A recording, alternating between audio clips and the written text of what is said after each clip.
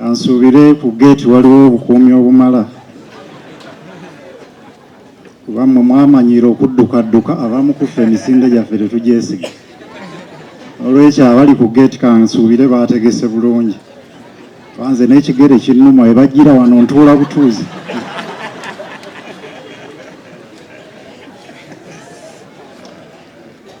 Honorable Kyagulanyi, the President of NUP, the Leader of Opposition, the Secretary General, all the Deputy Presidents, other party leaders, our graduates, other leaders present, the parents to the graduates, friends, everyone. I'm really honored to be before you today as the guest speaker. I congratulate the graduates. I was informed that this is the second certificate awarding ceremony, and that last year the keynote speaker was General Muntu. So this year they looked around for another general, and they felt that I would be the right person to give the keynote speech. Not really to say that the general title is a big one, especially today, but nevertheless, I'm really honored. I want to first thank you, before I go into the main, the gist of my invitation. I thank you, many of you, for standing with us when I lost my brother a few days ago. Yeah, many of you are there with us. You've sent us messages. I've not read many of the messages because they were overwhelming. You sent messages, condolences, some of you called. Yeah, we really don't take that for granted. Yeah, I thank you so much for that. And in that line, nsaba ntwala omukisa era to request you that we stand up for a moment of silence in honor of my fallen brother, Dr. John Bosco Chigundu Spire. May his soul rest in peace. Thank you.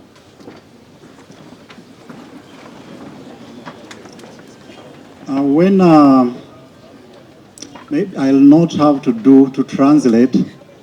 I want to assume that many of us will understand me, but also for the sake of including those who may not understand Luganda. Otherwise, if I translate, we might spend the whole day here. So here and there, I'll use a bit of Luganda, but I may not translate everything. When Mr. David Rubongoya reached out to me, I first turned down the invitation. Of course, following the recent loss of my dear brother, I have not yet recovered from the shock and pain. I've been quiet for a while since my mind is not yet in the right place. I'm still going through a long night. But I quickly remembered that when my brother died, Mr. Rubongoya is one of the so many people that reached out to me with condolences and a message from the President, Honorable Robert Kyagulanyi.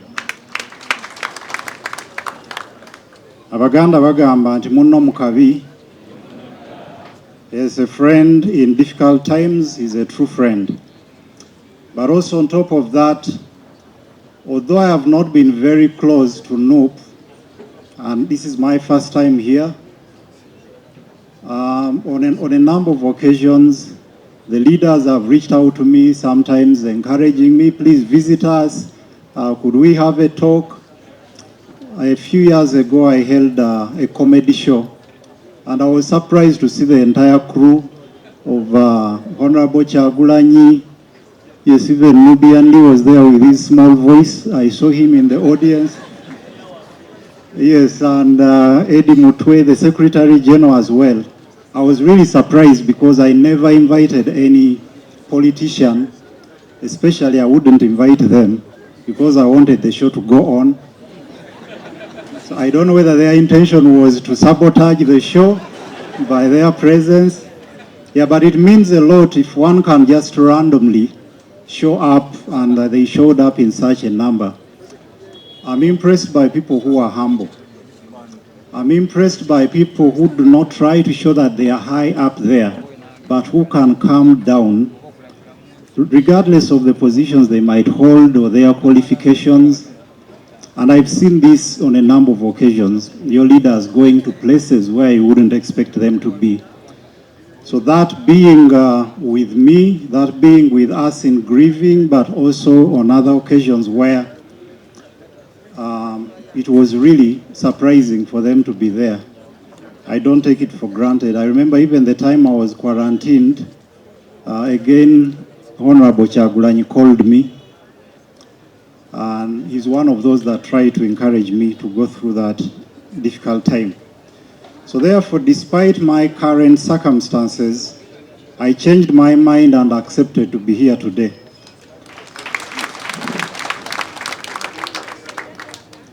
A friend I told about coming here asked me, "Are you sure you want to go there? Are you sure you want to be kidnapped while still grieving?" I told him that the kidnappers are human, they can't do that. Yes, and sometimes they are too stupid, they could take that for a compliment.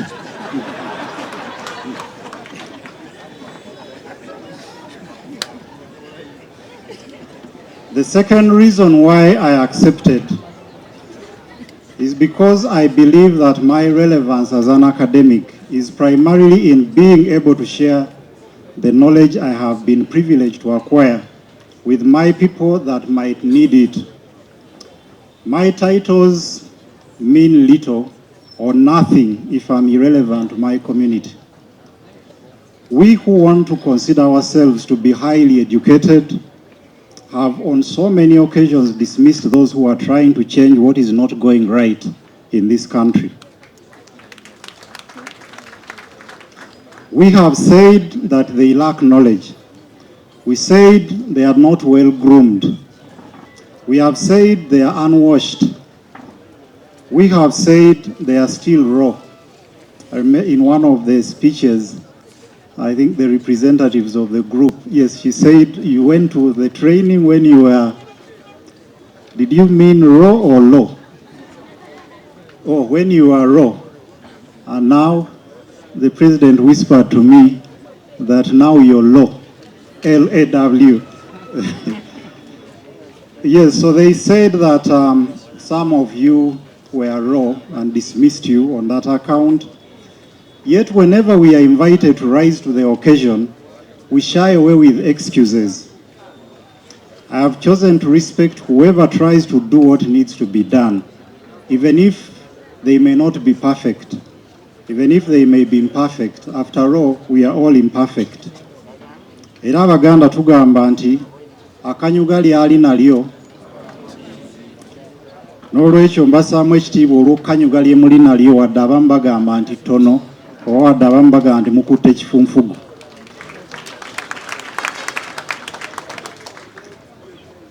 I will certainly critique them, but in the spirit of improving, not destroying.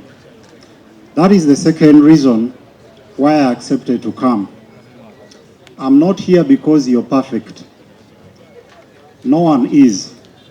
I'm not here because I agree with everything you do. I'm not here because I think you have the best credentials.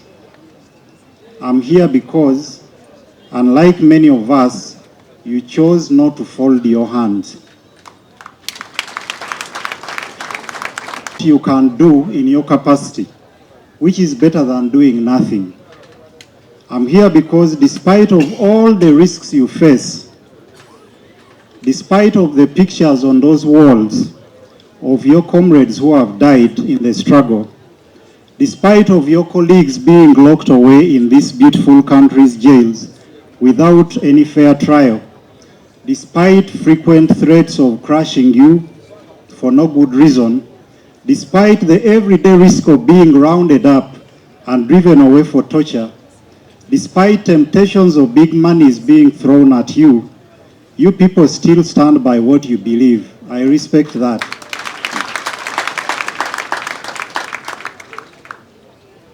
Yes, it is indeed surprising that with all that has happened at this place, you can still come here and find people seated here. You would only expect a fool to sit in such a place. Because for some, even just passing there, they have to run. Because this is a dangerous place. It's like what we used to hear about Bermuda Triangle. So for you to choose to still stay in a place that is that risky to be, especially where the risk is not for having broken any law, but for standing by a certain cause. I really respect that. Whether I agree with it or not, I still respect it. And especially because we don't have many people today who are willing to take such a stance. The third reason I'm here is because of your constant efforts at making yourselves better. You have challenged many of us at individual level, we who consider ourselves to be more worthy. You have challenged all the political parties and seasoned politicians.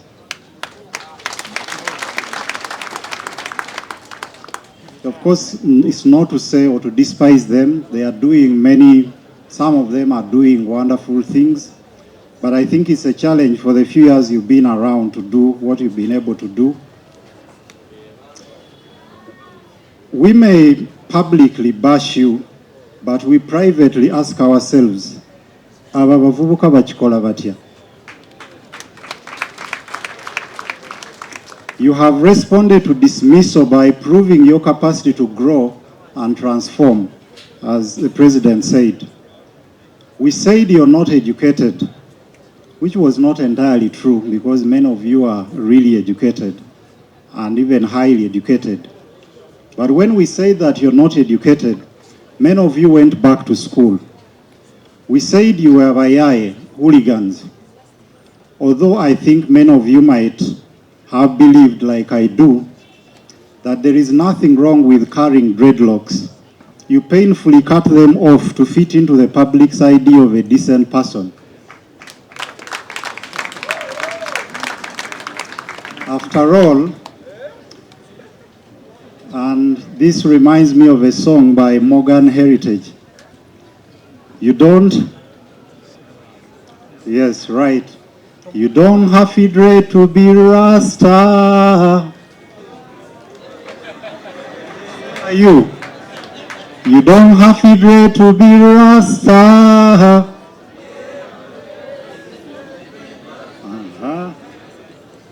Yes, it's not a dreadlocks thing, it's a divine conception of the heart. Nubian, I expected to hear a small voice behind. I don't know why, for the many years I've been hearing your collabos with now Bobby Wine. I don't know why you choose to always sing the small voice and he sings the big one. Yes, but the point I'm trying to make is that even when they said you're bayaye, some of you had to cut off your dreadlocks, although you knew that it's not really about the dreadlocks, it's not about appearance, it's what one has at heart, what one has in their mind. You chose to cut them off to fit into the public narrative for the sake of what you believed needed to be done. You set up a leadership school whose fruits we are celebrating today, something that was unprecedented. We wondered what the curriculum was, and it has been asked many times. I heard you mention some of the things you studied, but many people have been asking, what is that school teaching and who are the lecturers? I've been able to see some of them here today. Yes, but that's no mean achievement, and beyond it being an achievement, it also shows the zeal to learn, and understanding that we are not going to keep ourselves in a particular position. We need to inform ourselves in order to do what we have to do. Someone said that, I forget the name, that if he was given a task of cutting down a tree and he was given 4 hours, he would spend the first 3 hours sharpening the axe and maybe 1 hour to cut the tree. You have been sharpening your axe because there was a provision that was set according to the vision, which I really commend. Earlier this year, you invited me to speak to your trainees. It was my first time to visit your facilities.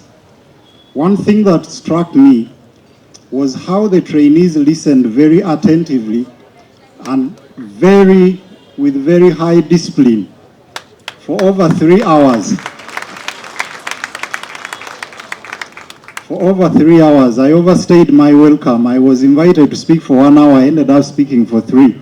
But they stayed there listening attentively. And the discipline with which they took instruction from the director, Miss Doreen Kaija, it was really amazing. At the time I visited the school, it had just been violently raided by security and most equipment had been confiscated. I asked if there was a projector that I could use for my presentation. And Doreen responded, "We don't have, everything was taken." But when I entered the room, I found it packed with people waiting for me. I asked them, "You people, how are you able to still gather in this place, yet you know you can be rounded up anytime?" They simply laughed. I found that commitment and the desire to learn quite impressive.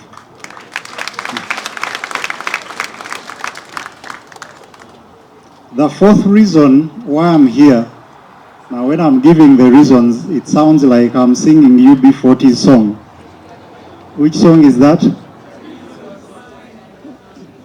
Even Doctor is also into the thing. Yes, reasons why I love you 1, reasons why I love you 2. Now I'm on the fourth reason.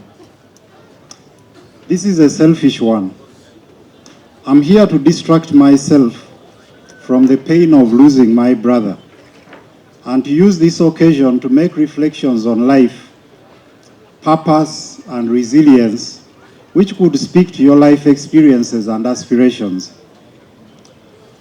When John died, almost everything I have been doing lost meaning.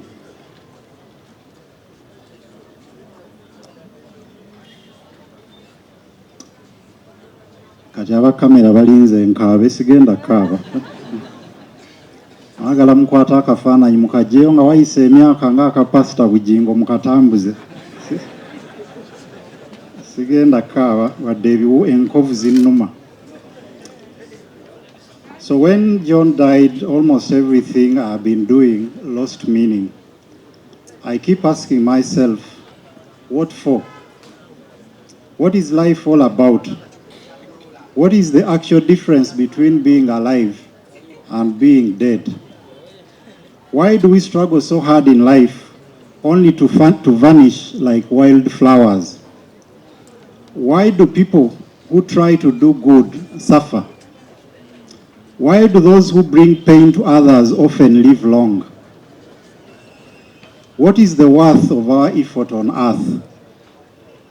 Why should we continue doing anything or even continue to live? So many questions, very few clear answers. I will only expand on one here. The question of why we are here on earth is a difficult one to answer. Ensonga lwaki tuli wano ku nsi ng'abantu nzibu nnyo okuzuula. From a religious angle, the answer comes easily, that we are here to worship God and do whatever He created us to do. I would focus more on the second purpose of doing what we were created for. On the purpose of worshiping God, I'm hesitant to believe that a perfect God would create us simply for the sake of singing His greatness. only imperfect beings wish to be worshipped. I'm therefore more inclined to believe in worship through actions towards our fellow imperfect human beings and other animals. I don't so much believe in worship that is about only singing about God's greatness if that is not reflected in our actions. I think our actions mean much more than what we can sing. On the second purpose, how do we know what God created us for? Even the thief might argue that if we say that God knew us before we were born, then God knew that he would be a thief. Therefore, he is simply fulfilling God's plan. The torturer might make the same argument. Maybe that is why they often talk about torturing others and they mention Jesus in the same statement. Maybe that is why they would make public apologies, but without regretting or redressing any specific harm that they did to others. We would argue that perhaps the best way to tell if what we are doing or plan to do is what God created us for is to check if it is in line with what God encourages in the scriptures and what we consider to be God's nature. Can a good God create a person with the purpose of harming others? That would contradict God's nature as we know it. The other approach to understanding our purpose is by simply studying human nature in general and our particular uniqueness as individuals in our circumstances. When you keenly study human beings, you realize that there are two important elements that shape our key life choices. The two elements are happiness and pain. I consider those to be the most important aspects of human life, happiness and pain, and I will explain why. We are trying to maximize happiness for ourselves and to minimize pain or suffering. The reason you graduates chose to study is to maximize your happiness in some way and to minimize the pain that would come from not doing this course or the pain that would come from not being informed. The reason you go to hospital when you're sick is to minimize pain. The reason you seek for a well-paying job is to minimize happiness, rather to maximize happiness and minimize the pain of poverty or being broke. The reason you buy a car or build a house, the reason you produce children and take them to school is more or less the same. The reason why human beings at one point came up with the idea of having a government above them is so that it would help them to do things that they could not do individually. I don't think human beings set up governments as an end in themselves, as that a government was a good thing to be there just as a government.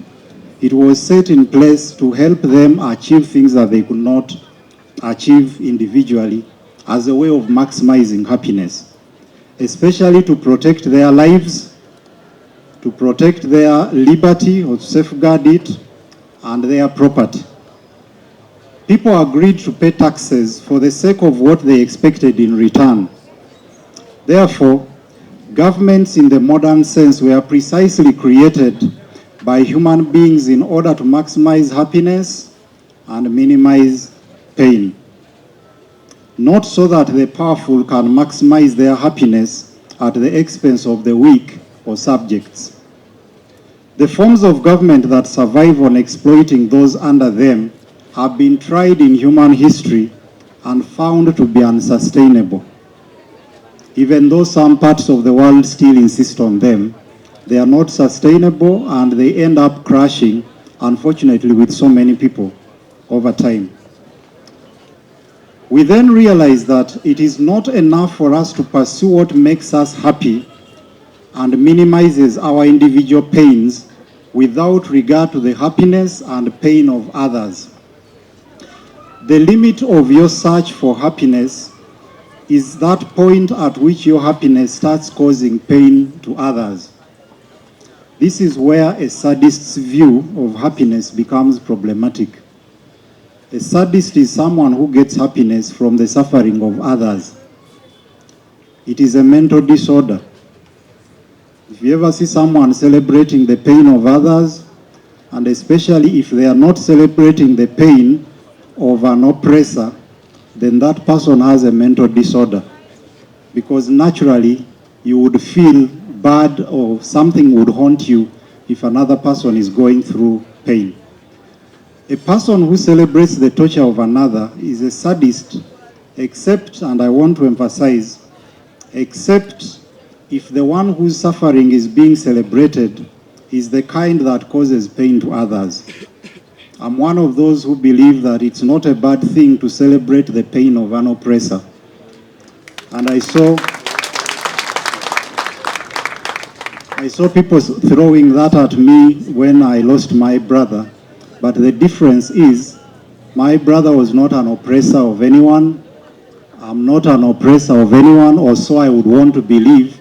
So celebrating his death wouldn't really make sense in that context.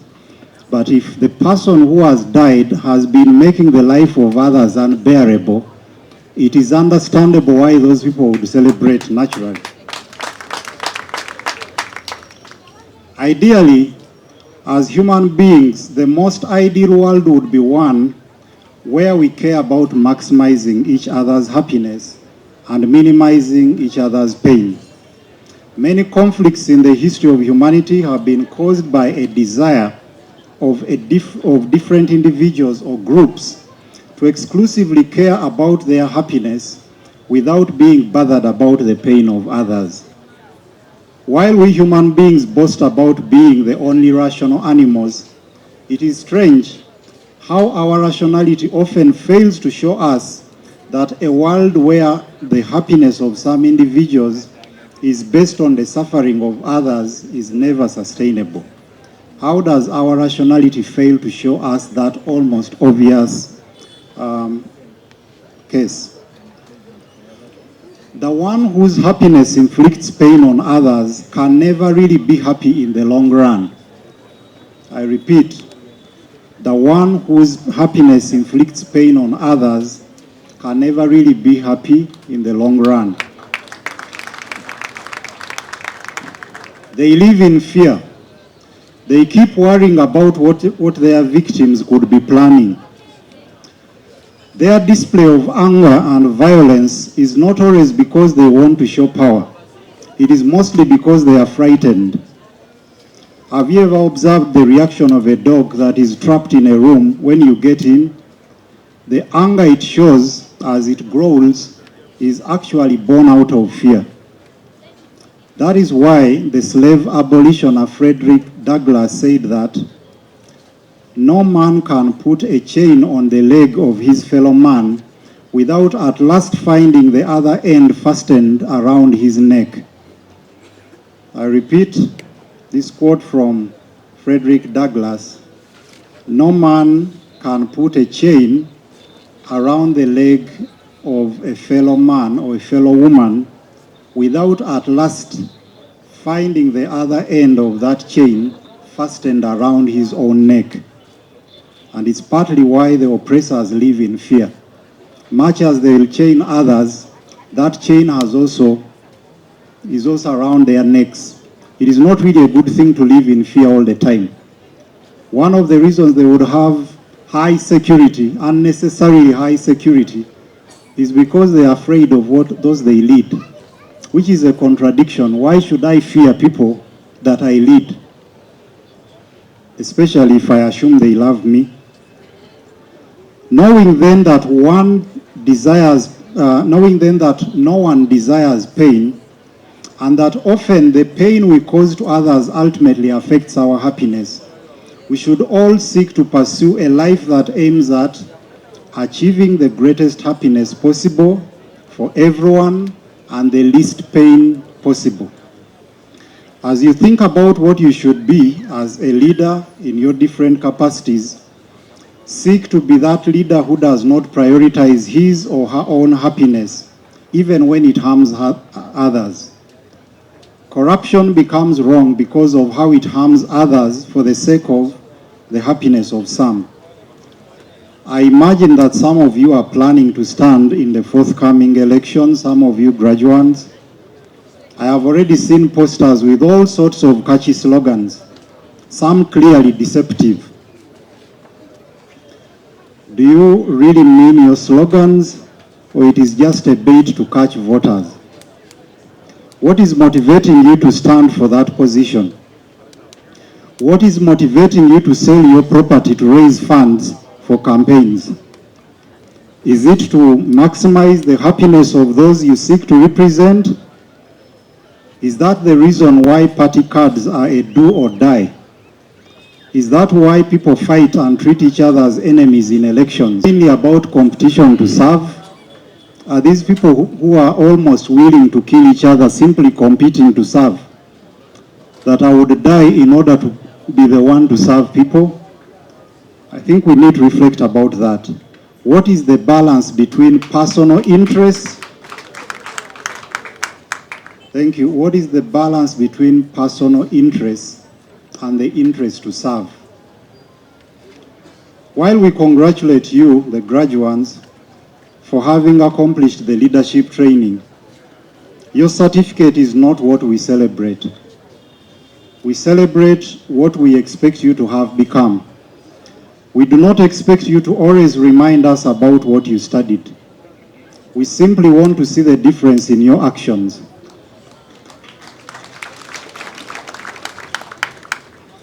It should be your actions to announce what you studied, not just the certificate or your words. We don't primarily care about the quality of the dog in the fight. We mainly care about the quality of the fight in the dog. As Wole Soyinka once said, a tiger does not announce its tigritude. A tiger doesn't have to announce that, hey, I'm a tiger. How do you know that it's a tiger? A tiger does not have to announce its tigritude, it pounces. And after it has pounced, then you would know that that is what? Ugandans are in the habit of announcing their titles. I'm Dr. Mchivi Yusuf. I'm Engineer Opolot Patrick. I'm Honorable Agava James. Yes, but in my view, it would make more sense if it is the people who added the title on the basis of what they see in you. It shouldn't be you to announce your own importance.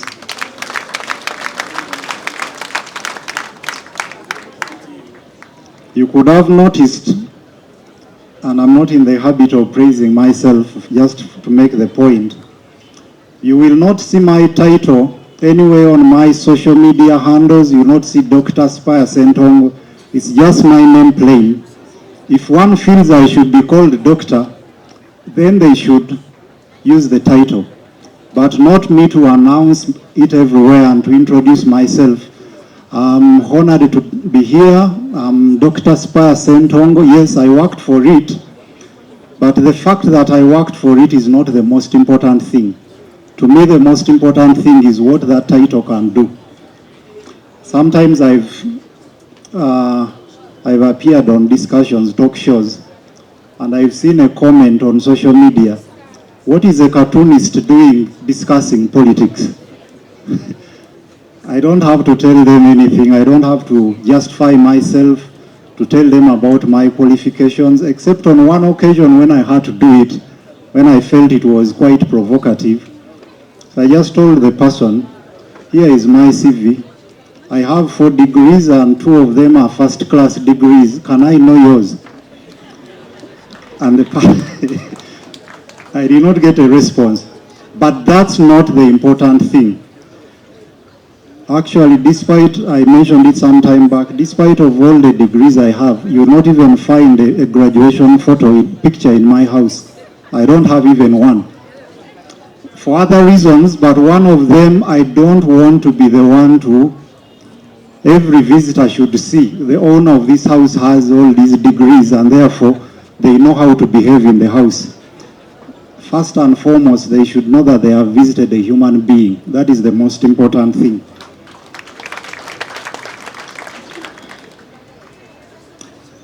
Uganda is not short of educated people. Uganda is not short of people desiring to be leaders. Uganda is mainly short of people that are willing and ready to use their knowledge and positions for doing good beyond their personal interests. Ugandan politics is not simply short of people of integrity. Rather, Ugandan politics is simply short of people of integrity. And this runs across the political divide, across the spectrum. We have seen crooks in government, and we have seen real crooks in the opposition. Is that true? We've seen crooks in government and real crooks where? You do not become entitled to being a crook simply because you're in opposition. Recently, when we held the Parliament exhibition with Agora, which Honorable Chagulanyi mentioned, with a few exceptions, I was shocked by the silence of most opposition MPs about the rot in the House. Many of them avoided commenting or even volunteering information about the abuse of taxpayers' money in Parliament, which they were actually aware about. Many of them were quiet. I'm not shocked by the silence of those NRM, independent, but the silence of opposition people when we are here exhibiting Parliament and the rot there. And you try to contact some of the people in opposition whom you would imagine that would be their interest. Nothing. They don't give you any information until it comes out, and then they call you and say, we knew that. We have always known that that thing is happening. None of them avoided commenting or even volunteering information about those abuses, which they knew. Like in Animal Farm, we the other animals peeped through the window. We looked at the humans and we looked at the pigs, and we could hardly notice the difference. With a few exceptions. And I'm happy to mention that Honorable Senyonyi was one of those exceptions. That at least once in a while he could volunteer some information, but I'm not going to say which information. Tuliwacha chaffe ku ttale. Nakati kikyandi ku mutima. Some opposition MPs are part of the schemes where they are given money for trips and workshops that they never attend, or whose days they exaggerate to get more per diem from taxpayers. Even opposition MPs do that.